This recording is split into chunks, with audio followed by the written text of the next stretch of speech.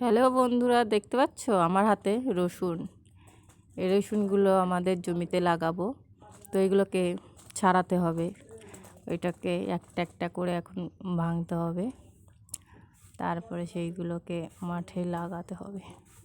দেখো কিভাবে ভাঙছি, এইরকম করে আগে ভেঙে নিতে হবে, বুঝলে।